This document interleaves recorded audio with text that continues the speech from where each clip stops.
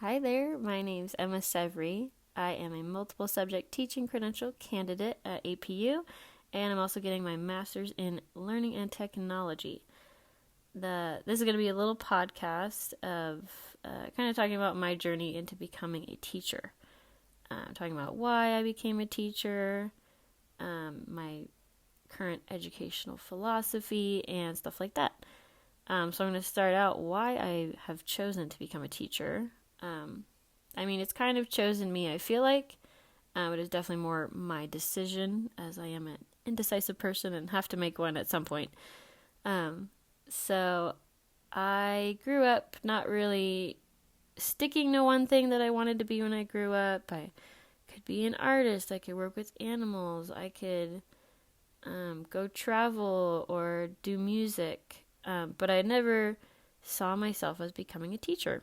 I know a lot of people sometimes when they want to be something, they talk about it all the time and they make it their one goal, and that can be detrimental sometimes because you don't become that eventually. So we're always changing, and I'm happy where I am, and I'm glad I made that decision.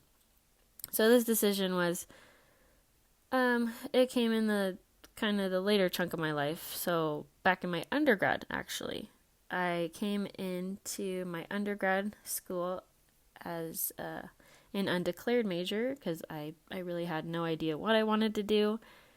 I was involved in music in high school, and I was thinking maybe I could be a music major, but I don't want to study more music theory. I've had enough of that. So we're just going to figure out, I'm going to take some general education classes and kind of figure out where more of my passion lean towards. So I took my whole year trying to figure it out. I started working at a summer camp after my freshman year, and I came to realize I think I want to be a teacher. People have always told me I'm patient and I work well with kids, and I got a lot more experience with that at summer camp, teaching archery and shooting kids with paintball guns and just working with them in different activities and stuff and leading them around. So that was a really fun experience, and it just kind of solidified my decision. Okay, I think I want to be a teacher. Um, so in a way, it kind of chose me. It kind of always fit what people had told me and what I'd thought about teaching, even though I hadn't thought about it a lot before my undergrad. I had never really seen myself as being the person who taught me. That would be kind of weird. But now that I think about it, I am really excited to be a teacher. And it's just another way of me as a Christian to really connect with people, build community, and wholeness. I want people to feel heard and seen, and education is kind of where that starts. It's a big part of it, especially as a younger student.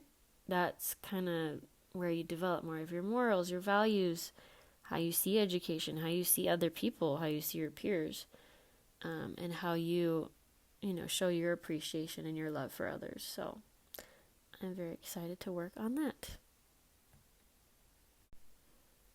Resiliency is super important when it comes to education because it determines whether or not you're able to get over certain obstacles or different gaps within your education.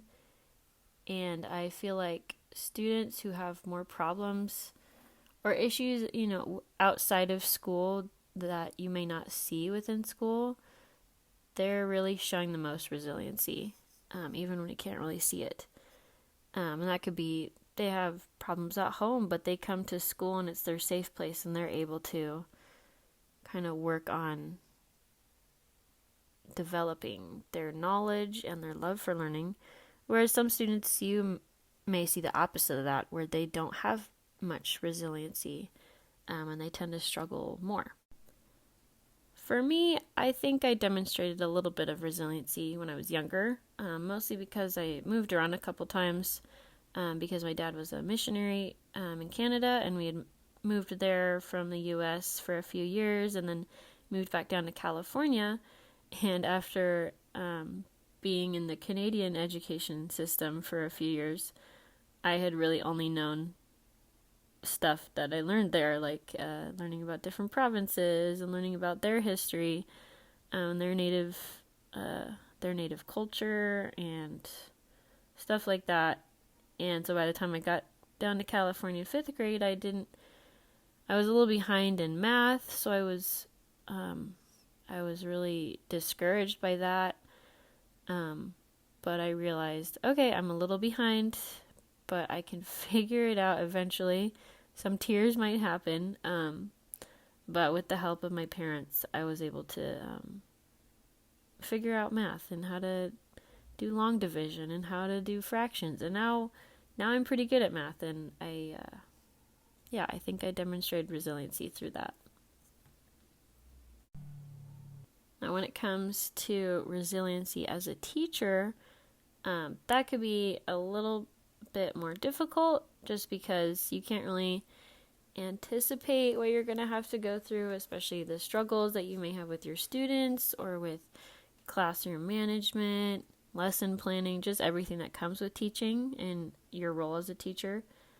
But ways to exercise resiliency would definitely be to ask questions. Sometimes I'm bad at asking questions, so I'm definitely learning that I can ask for help and realize that I will never have all the answers because I'm not perfect and I'm not a big encyclopedia. So yeah, I want to thrive and not just really survive in my teaching role. So making sure that I'm in tune with my needs as a person outside of school is also going to be helpful for me to develop that resiliency, to kind of overcome the obstacles I face and not get worn out, and all that, or experiencing burnout as we see a lot of with teachers today, just because it gets so hard. And faith definitely comes into that. I think having a community of believers that you meet with. Right now I meet with a group from church, and that's really awesome because I feel comfortable. I can talk about my problems with them.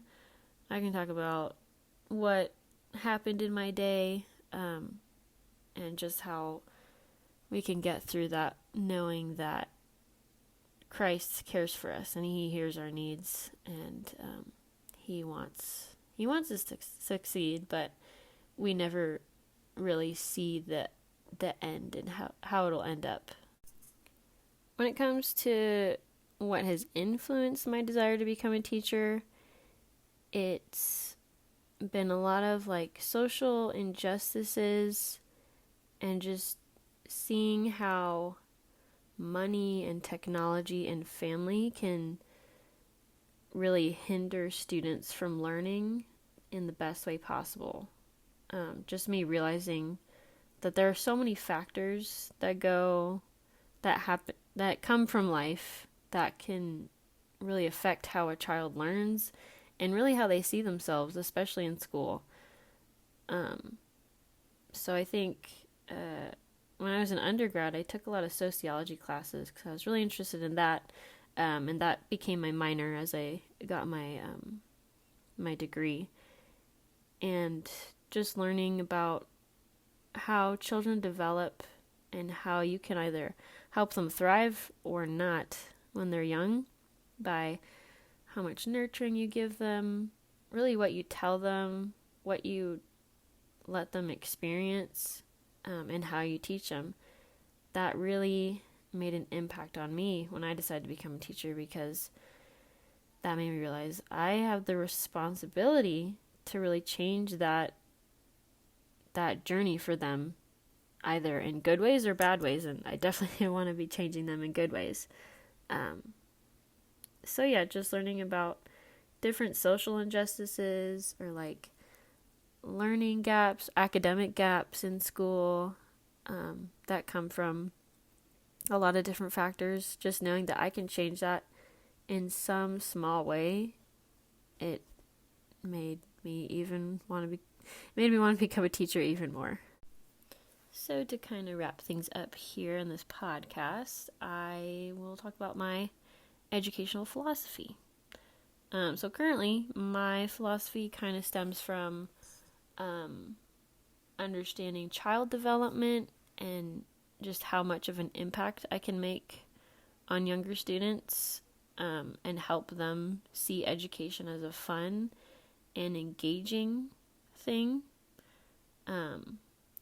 I really liked learning in my own experience, especially from those teachers that really made an impact on me, those ones that took the time to explain things and show me things in different ways that made sense.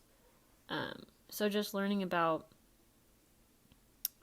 learning about how students learn best, like in their own way, that kind of drives my philosophy in wanting as many learners to learn in the best way possible and to their ability.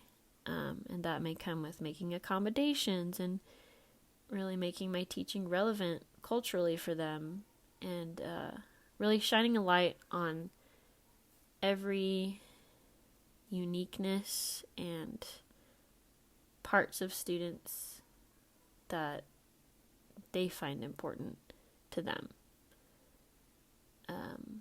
So I've really gotten to experience a lot of that through my own years, like K through 12, with the teachers that I found to be to always be listening to me and be listening to all their students and wanting to even learn from their own students and take the time to get to know them. I had a great teacher in high school that would let us sit in her classroom during lunch and we just talk about life with her, just be really real and honest. And teachers like that, they're really important. So I want to have an impact like that someday. With my experience from APU, a lot of my professors are just like that. They're those people you want to sit down with and just talk about life if you could.